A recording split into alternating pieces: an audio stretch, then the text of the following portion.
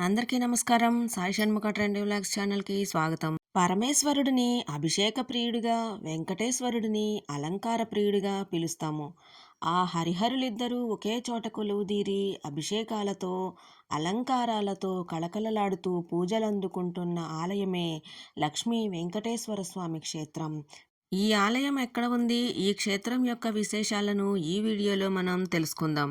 కర్ణాటక రాయచూర్ జిల్లా దేవదుర్గ తాలూకాలోని గబ్బూరులో కనిపించే ఈ ఆలయం 12వ శతాబ్దం నుంచి ఉందని ప్రతీతి.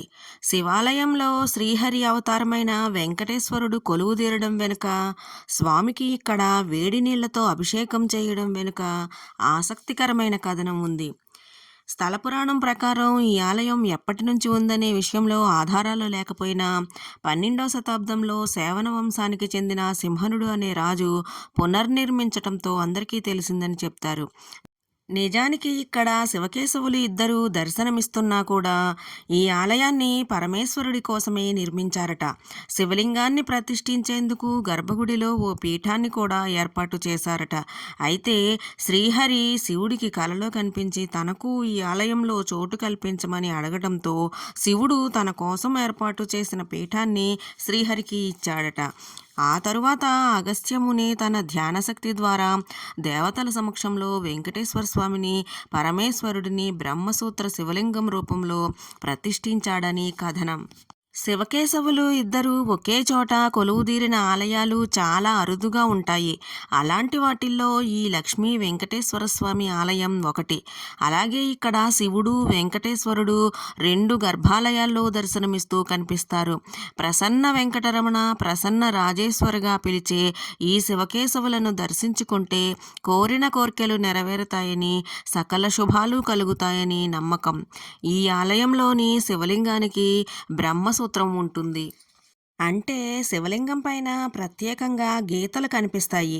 అరుదైన శివలింగాల్లో ఒకటిగా పిలిచే ఈ బ్రహ్మసూత్ర శివలింగాన్ని దర్శించి పూజిస్తే 1,000,000 రెట్లు పూజ చేసిన ఫలితం దక్కుతుందని పురాణాలు చెబుతున్నాయి. ఇక్కడ స్వామివార్లకు రోజూ చేసే పూజలు ఒకెత్తైతే ఆదివారం నాడు వెంకటేశ్వర స్వామికి నిర్వహించే అభిషేకం మరొకెత్తు.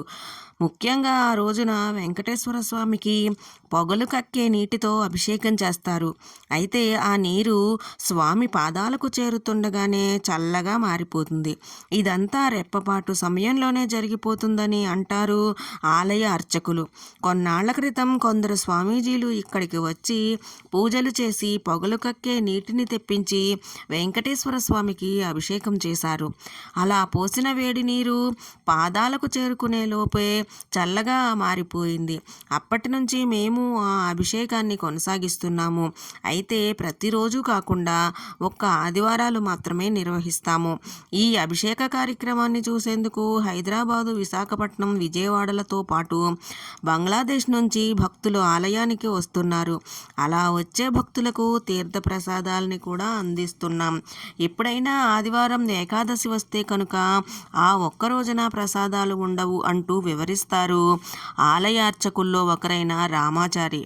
ఇది కాకుండా శివరాత్రి, వైకుంఠ ఏకాదశి, శ్రీరామనవమి, దసరా ఇలా ప్రతి పర్వదినాన్ని విశేషంగా నిర్వహిస్తారు ఇక్కడ. శివరాత్రి నాడు పరమేశ్వరుడికి రుద్రాభిషేకంతో పాటు అఖండ క్షీరాభిషేకాన్ని జరిపించే వైనాన్ని చూసి తీరాల్సిందే. హరిహరులతో పాటుగా ఆంజనేయుడు, గరుడ, లక్ష్మీనారాయణుడు తదితర దేవతామూర్తులను కూడా దర్శించుకోవచ్చు. ఈ ఆలయం రాయచూరు నుంచి దాదాపు 30 కిలోమీటర్ల దూరంలో ఉంటుంది. రాయచూరు వరకు రైల్లో వస్తే అక్కడి నుంచి ఆలయానికి చేరుకునేందుకు బస్సులు, ప్రైవేటు వాహనాలు ఉంటాయి.